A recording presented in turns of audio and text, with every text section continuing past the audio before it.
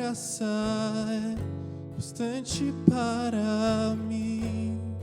Em tua palavra eu vou crer, em ti estou, redimido estou, pelo teu Espírito.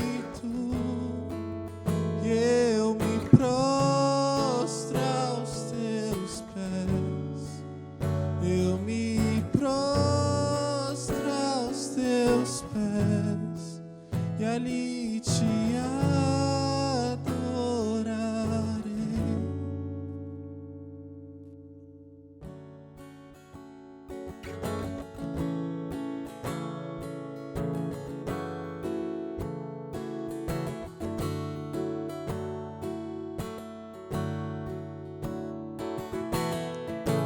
Tua presença em mim guia o meu viver. Em tua palavra há poder, restauração e redenção.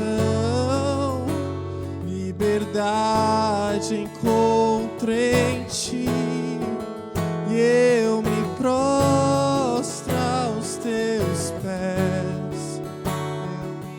Prostro aos teus pés, ali te adorarei. Todos nós de graça deu, vida na cruz ofereceu,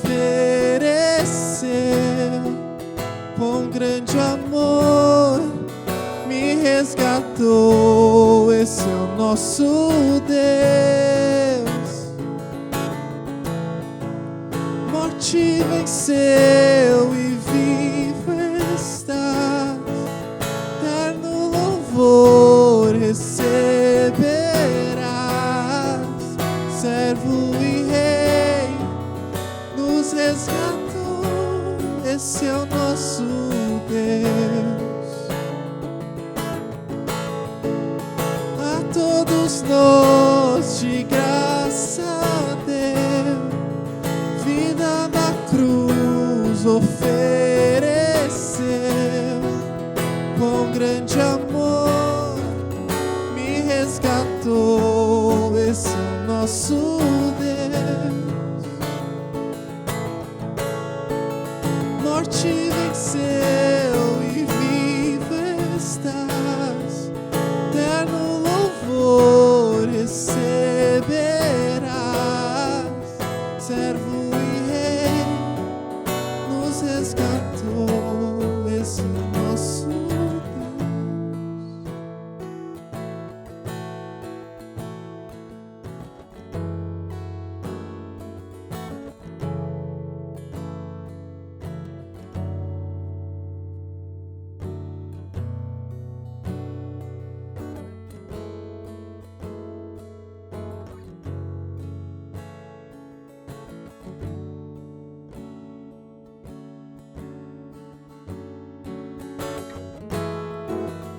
Eu me prostro aos teus pés, eu me prostro aos teus pés, e te adorarei.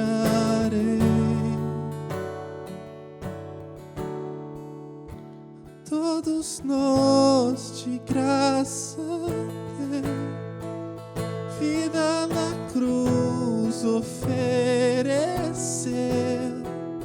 com grande amor me resgatou. Esse é o nosso Deus. Te venceu e vivo estás, eterno louvor receberás. Servo e rei nos resgatou. Esse é o nosso Deus.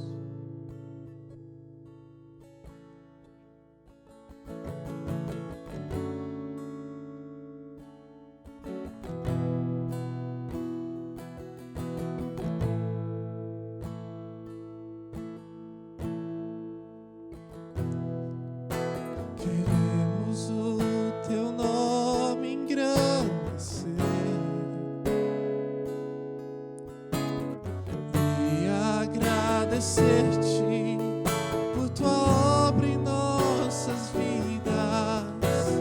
Confiamos em teu infinito amor. Só tu és o Deus eterno sobre toda a terra e céu.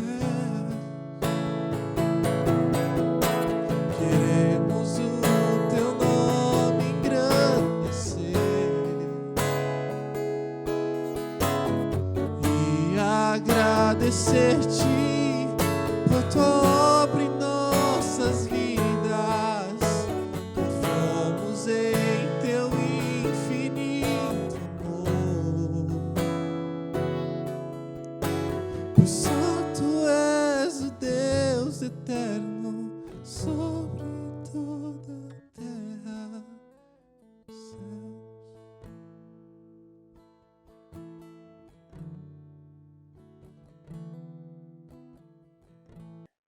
Olá pessoal, tudo bem? Boa noite. Como vocês têm passado? Hoje eu queria compartilhar aqui com vocês, continuando em Ezequiel, capítulo 47. Eu quero ler apenas o verso 1, 2 e o verso 12, ok? Vamos ler aqui? Depois disso, o homem me levou de volta à entrada do templo. Ali, notei que jorrava água para o leste por debaixo da porta do templo e passava à direita do altar, do lado sul. Ele me levou para fora do muro, pela porta norte, e me conduziu até a entrada leste. Ali vi que a água corria pelo lado sul da porta leste. Verso 12. Em ambas as margens do rio crescerão árvores frutíferas de toda a espécie. As folhas dessas árvores nunca secarão nem cairão, e sempre haverá frutos em seus ramos. Produzirão uma nova colheita a cada mês, pois são regadas pela água do rio que nasce no templo. Seus frutos servirão de alimento e suas folhas de remédio. Bom, pessoal, eu queria começar com uma pergunta. O que vocês entendem por reavivamento? Ou avivamento, grande avivamento, ou grande reavivamento? Quando nós pensamos nisso, nós pensamos geralmente que a igreja está crescendo numericamente. Quando uma igreja cresce, quando existe um pregador carismático e até essa parte de sistema da igreja, né? Tudo, né? E tudo isso leva a igreja a crescer assim numericamente. Nós falamos muitas vezes que, nossa, Deus está avivando aquela igreja, está havendo um avivamento naquela igreja. Isso é importante, isso não está errado. Sim, nós precisamos que as igrejas cresçam, e aquelas igrejas que talvez tenham um papel um pouco mais de visibilidade na sociedade, às vezes Deus dá essa graça da igreja crescer e fazer o papel de uma igreja que cresceu. Mas mais do que isso, pessoal, o avivamento ela não pode parar dentro de uma igreja. O avivamento ela tem que extrapolar as fronteiras da igreja e tem que mudar o mundo, tem que restaurar o mundo. Não é uma restauração apenas interna da igreja, mas é uma restauração que ela atinge o mundo em que vivemos. Portanto, o avivamento começa na igreja, isso é muito importante, começa na igreja e ela termina numa história do reino de Deus. Não é apenas uma igreja que cresce, que aviva, que ela se fecha e cresce. Não, avivamento só vai acontecer quando o mundo começar a mudar. A redondeza da igreja começar a mudar. Isso sim nós dizemos que é um avivamento genuíno, um avivamento que alcançou o seu fim.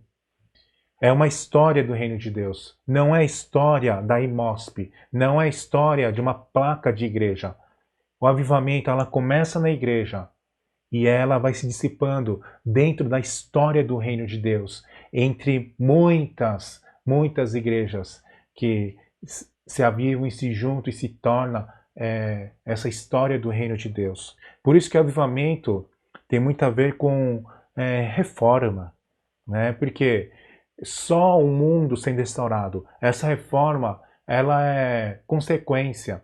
não apenas a nossa igreja, não apenas a nossa igreja interna, mas essa reforma, quando vai para o mundo, ela restaura o mundo. E isso que o Ezequiel ele tem mostrado.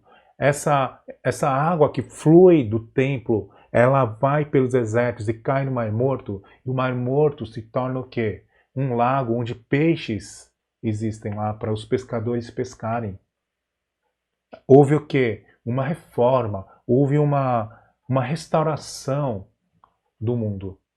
Então, quando falamos de avivamento, nós não podemos parar simplesmente numa igreja local, na nossa igreja. Esse avivamento ela só será dita como um avivamento quando ela alcançar o mundo, quando o Mar Morto se tornar o Mar Vivo. E no contexto de Ezequiel, o povo estava exilado. Os babilônios foram, destruíram o templo. O templo não existe mais, o templo está destruído. E quando esse povo volta do exílio, Ezequiel está dizendo o quê? Que esse templo será reconstruído. E a história de sofrimento vai se tornar na história da salvação do Senhor. E é claro que Ezequiel ele não para apenas na construção do templo. Tem que ir mais além. Mas assim, também eu não quero minimizar a questão do local, da construção do templo. Porque a teologia, nós falamos isso da teologia do espaço. Às vezes falamos de teologia do espaço litúrgico. Isso é muito importante. Porque o templo sendo reconstruído, o que Deus quer fazer? Deus quer restaurar aquilo que foi perdido no Éden. Ele quer restaurar o Éden através da restauração do templo. E Ezequiel, ele está mostrando isso, que não é apenas a construção física do templo, não é apenas pedra sobre pedra. O que ele está querendo mostrar aqui é que esse templo construído é uma restauração daquilo que foi perdido no Éden. Então, para Ezequiel, ele tem um desenho maior do que está acontecendo. Aí vocês devem perguntar, pastor, eu não estou entendendo o que você está falando. Como assim, reconstrução do templo e o Éden? Vamos ver Gênesis capítulo 2, verso 10, tá? Da terra do Éden nascia um rio que regava o jardim e depois se dividia em 4 braços. Como é definida a terra do Éden? A terra do Éden é definida como uma terra onde nasce um rio e esse rio se divide em 4. E no verso 9 do Gênesis 2 ainda está escrito assim: o Senhor Deus fez brotar do solo árvores de todas as espécies, árvores lindas que produziam frutos deliciosos. No meio do jardim colocou a árvore da vida e a árvore do conhecimento do bem e do mal. Ou seja, esse rio vai, e o que nós vemos no Jardim do Éden? Árvores frutíferas, árvores que produziam frutos deliciosos. Bom, vamos ver a leitura de hoje de Ezequiel, verso 1, capítulo 47, verso 1 e verso 2. Depois disso, o homem me levou de volta à entrada do templo. Ali notei que jorrava água para o leste por debaixo da porta, ok? No verso 2, essa água corria pelo lado sul da porta leste. E também no verso 12, em ambas as margens do rio crescerão árvores frutíferas de toda espécie. As folhas dessas árvores nunca secarão nem cairão, e sempre haverá frutos em seus ramos. Produzirão uma nova colheita a cada mês, pois são regadas pela água do rio que nasce no templo. Seus frutos servirão de alimento e suas folhas de remédio. Olha, vocês vão ver uma semelhança entre Ezequiel 47, 1, 2, verso 12, e Gênesis capítulo 2, 9 e 10? O rio e as árvores frutíferas que estão ao lado. E não para por aí, pessoal. Nós temos isso no último capítulo de Apocalipse. Se vocês olharem Apocalipse, capítulo 22, verso 1 e 2, está escrito assim: então o anjo me mostrou o rio da água da vida, transparente como cristal, que fluía do trono de Deus e do Cordeiro. E passava no meio da rua principal. De cada lado do rio estava a árvore da vida, que produz 12 colheitas de frutos por ano, uma em cada mês, e cujas folhas servem como remédio para curar as nações. Olha, folhas que servem como remédio. Se vocês olharem para Ezequiel, capítulo 47, verso 2, dizem o quê? Diz o quê? Que as folhas serviriam de remédio.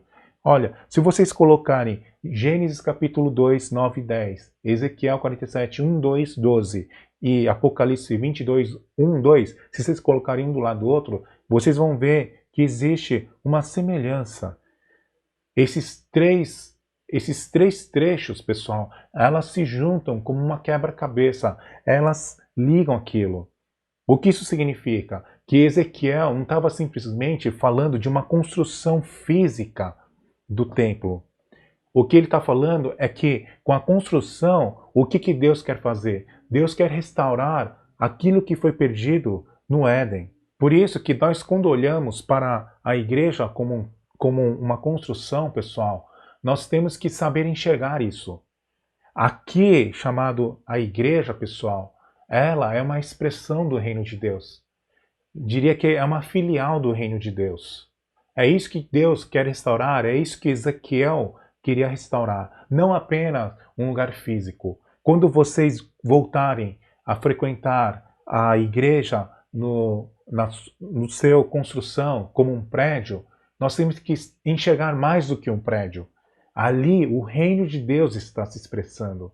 Ali, de fato, e vocês olhando para o Apocalipse, no verso 1, fala assim, esse rio da água da vida, né? O anjo mostra, tá? E fluía de onde? Do trono de Deus e do Cordeiro. Ou seja, a igreja onde o lugar, onde o Cordeiro, onde Deus exerce a sua autoridade de fato. Igreja é uma filial onde nós nos reunimos e nós falamos, aqui nós nos submetemos à autoridade de Jesus, à autoridade de Cristo. E isso é uma expressão do reino de Deus. E é isso que Deus quer restaurar através da igreja. Igreja não é apenas isso daqui, uma construção. A igreja é mais do que isso. É um povo que se reúne sob o domínio de Deus, sobre a autoridade de Deus. E obedecendo a esse Deus, nós o que? Expressamos o reino de Deus. As pessoas que vêm à igreja, elas não devem sentir, nossa, que empresa legal. Não é isso. Quando as pessoas vêm para a igreja, o que elas têm que entender e ver é, cara, o reino de Deus é isso? As pessoas que obedecem ao Senhor são pessoas assim? Então, o que o Ezequiel quer fazer aqui é o quê? Realmente, a construção do templo não pode parar por aí. O seguinte eu vou falar em seguida, mas a construção do templo, a reunião dos santos, ela é importante. Ela é importante. E através da igreja, Jesus quer exercer de fato a sua autoridade sobre o mundo. A igreja é aquilo que vai falar, ó, Jesus é o Senhor. Jesus é o nosso Salvador. É o que anuncia, de fato, a autoridade de Jesus no mundo. Então, Ezequiel ele quer restaurar o Éden. Quando ele constrói o templo, não é apenas o pessoal, uau, aquele templo maravilhoso de Salomão vai ser construído. Não é isso. É mais do que isso. Ali Deus quer restaurar o Éden, quer restaurar o que foi perdido em Gênesis. Bom, então, seguindo o exemplo de Ezequiel, então nós temos que construir uma igreja com um fluxo de água, com um rio de água, vamos plantar umas árvores. Será que é isso que nós temos que fazer? Não, não é isso, pessoal. Nós temos que ver o que é esse templo. E Jesus já nos explica em João capítulo 7, verso 38. Assim está escrito. Pois as escrituras declaram, rios de água viva brotarão do interior de quem crer em mim. Simples. De onde essa água viva está brotando? Do interior daqueles que creem em Jesus Cristo. Quem é o templo? Se do templo flui essa água, Jesus diz que essa água viva será fluída através daqueles que creem em Jesus. Ou seja, o templo aqui somos nós. E quando falamos mal da igreja, na verdade, quando nós criticamos a igreja, nós criticamos a nós mesmos. Porque nós somos a igreja. Na verdade, quando nós criticamos a igreja, nós temos que nos corrigir. Nós temos que ter uma nova perspectiva. A igreja não é apenas um lugar onde as pessoas se reúnem e desfrutam de um serviço. A igreja é um lugar onde as pessoas dizem: o que eu posso fazer? Como eu posso ajudar o reino de Deus através dessa igreja? Mas muitas vezes nós temos criticado as igrejas, até a própria igreja. Eu também, às vezes, me pego falando coisas que não edificam a igreja. E o que é isso? É cuspir na própria cara. Então nós temos que o quê? Que pedir perdão a Deus nesses momentos. E o que o Ezequiel está falando aqui, e através de João aqui, capítulo 7, é que nós que cremos em Jesus, essa água, ela tem que brotar e ela tem que sair.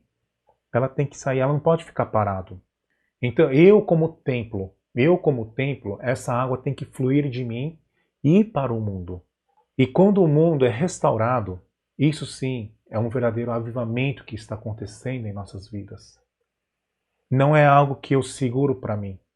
É algo que começa em mim e tem que afetar o ambiente que nós vivemos, a vida que nós temos. Ou seja, não é apenas uma transformação pessoal, mas é uma transformação da sua vida, do seu cotidiano. E aqui uma outra pergunta que eu queria deixar é: tá bom, nós somos o templo, entendi. Mas o que é essa água viva? O que é essa água que flui, que brota dentro de nós? E no mesmo João capítulo 7, eu li o 38, vamos ler o 38 e o 39 ao mesmo tempo. Ou seja, aí junto. Pois as escrituras declaram: rios de água viva brotarão do interior de quem crer em mim. Quando ele falou de água viva, estava se referindo ao Espírito Santo, ao Espírito que seria dado mais tarde a todos que nele crescem. Ele está falando o quê? Que essa água é o Espírito Santo, Jesus está falando. O Espírito Santo não é uma água que nós temos que guardar em nós. Não é uma água que temos que guardar só na nossa igreja.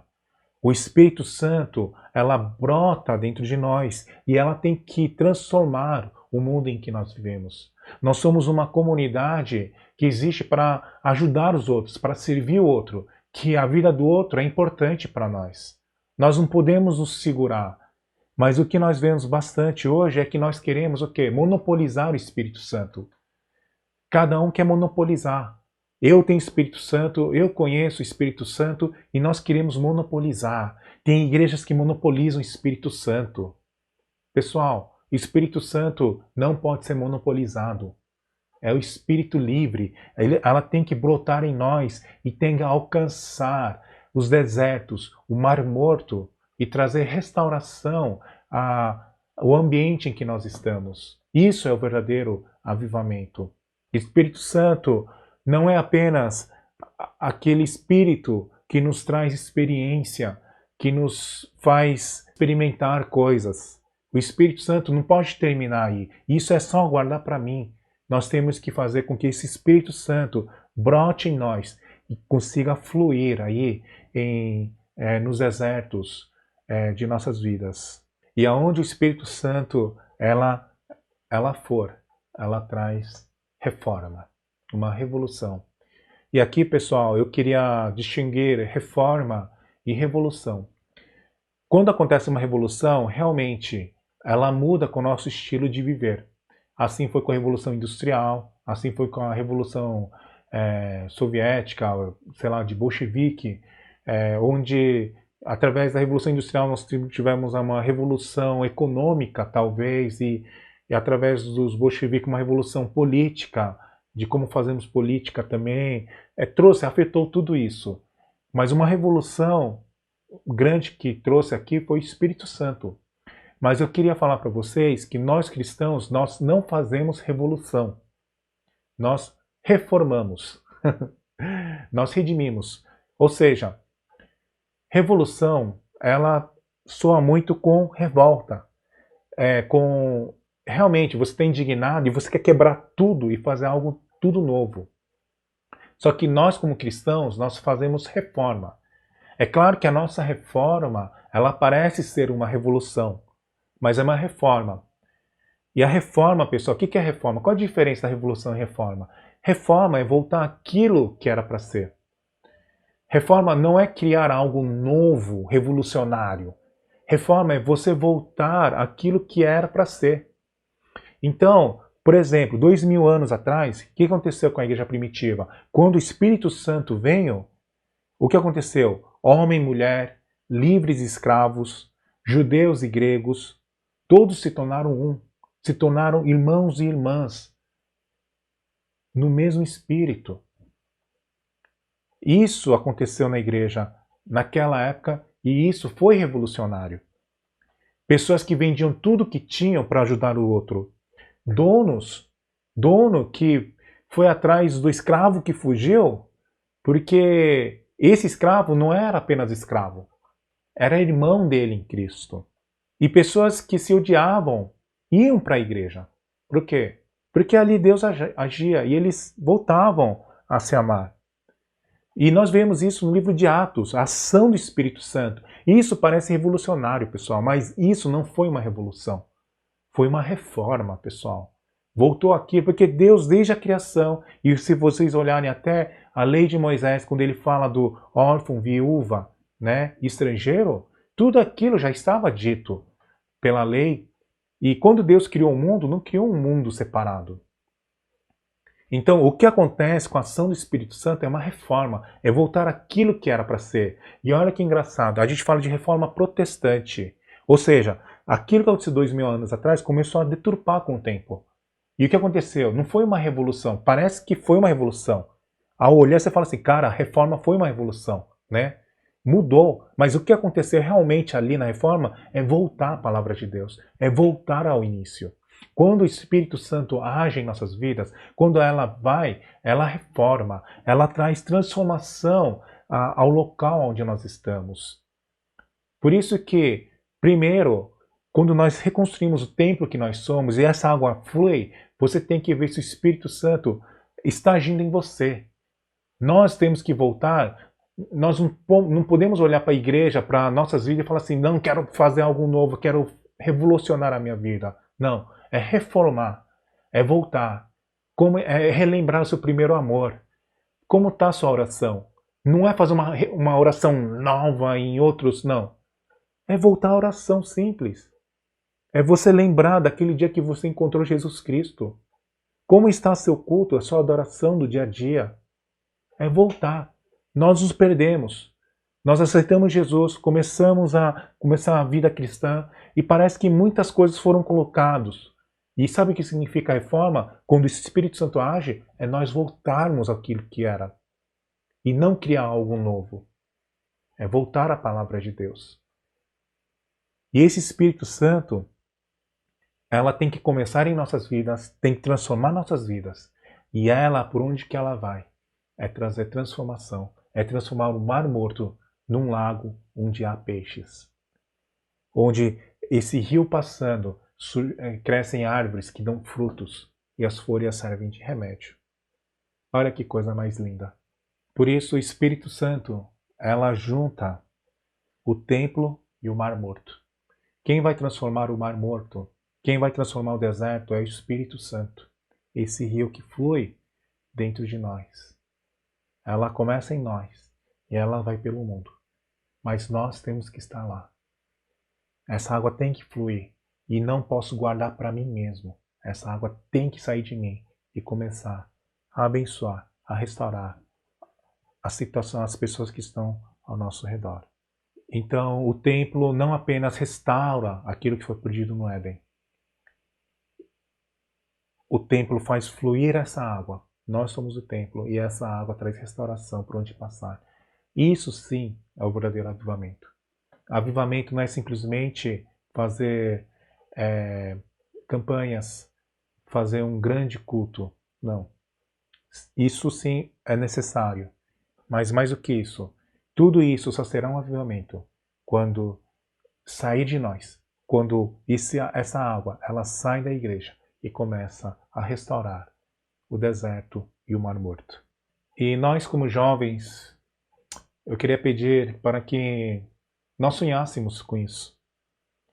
Vamos reconstruir o nosso templo.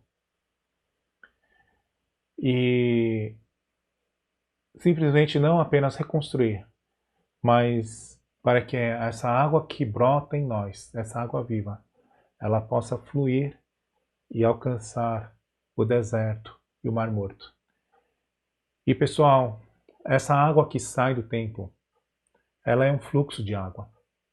Ela não é uma correnteza, é um fluxo de água. E eu peço para vocês terem perseverança e persistência. Seja persistente, seja persistente. É como, sabe o que eu fico pensando? É como, sabe, floco de neve?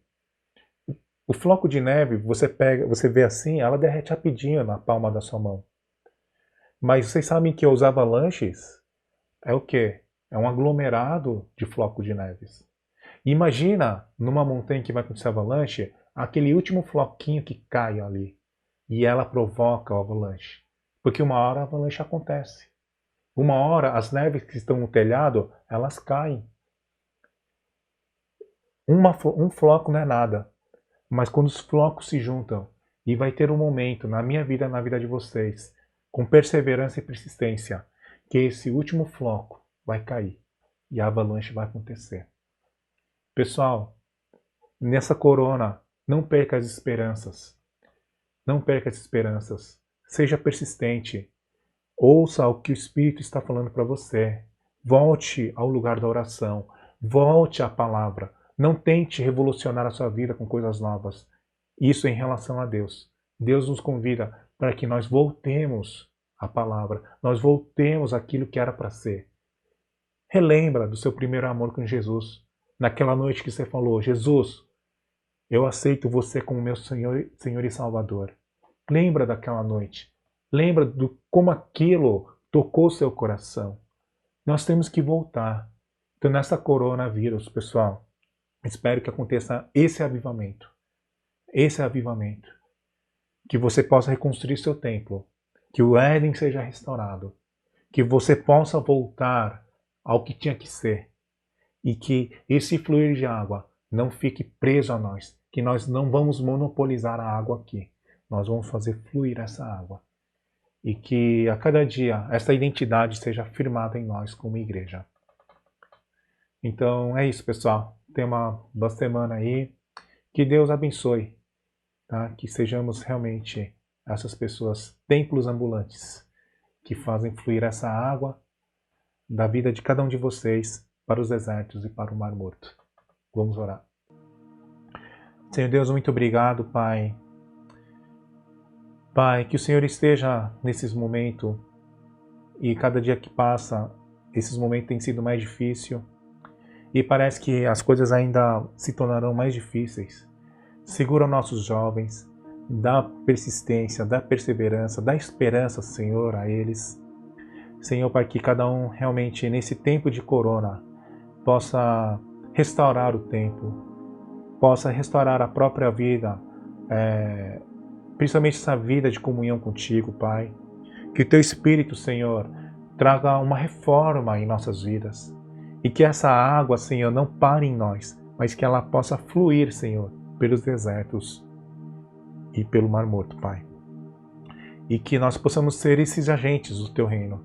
Essas pessoas que por onde andam, Senhor, o Teu Espírito Santo age e traz vida, Pai. Pai, esteja com nossos pais, esteja com os jovens que estão sem emprego e aqueles com emprego também. Cuida, Senhor, de todos eles, dá sabedoria, dá criatividade, Senhor Deus. E, Senhor, em tudo que for fizer, Senhor, que o perfume de Cristo seja exalado, Senhor, na vida de cada um. Que em meio à crise também as pessoas possam ver como nós vivemos, como os cristãos vivem. Que seja um povo de esperança, Senhor Deus. E que quanto mais a coisa fica difícil, mais nos parecemos com Cristo e fazemos as boas obras que glorificam o Teu nome, Pai. Pai, muito obrigado, Senhor, por hoje. E cuida, Senhor, de nós por mais uma semana. É o que nós pedimos e oramos no nome de Jesus. Amém. Pessoal, eu tenho um aviso. Nós estamos oferecendo cesta básica à igreja. E se você tem alguém para indicar, só que essa cesta básica, pessoal, ela não é direcionada aos membros da igreja. Mas Um membro da igreja pode indicar alguém que não é membro. Se você tem um vizinho, tá certo, que você acha que está precisando de ajuda, tá bom? Aí vocês podem indicar, o formulário vai estar no site, tá? Então eu vou deixar aqui o endereço, vocês entram lá. Eu mandei no grupo do WhatsApp também, tá? Então, se você faz parte do grupo do WhatsApp, acessa o link, né? E lá você pode indicar, tá? As pessoas que você pode estar ajudando. O importante é que você que indicou, você que vai entregar a cesta, tá bom? Então, eu creio que as cestas estarão prontas, já disponíveis na igreja, semana que vem, sábado, provavelmente. Então, você vem para a igreja, pega essa cesta e você vai entregar ao indicado, tá bom? Então, não vai ser indicado, vem buscar, porque isso vai dar uma confusão. Então, se você tem alguém para indicar, faça isso, por favor, tá bom? Então, amanhã não esqueçam do culto de gerações, ok? E espero que vocês tenham um ótimo final de semana também. Até, pessoal. Tchau, tchau.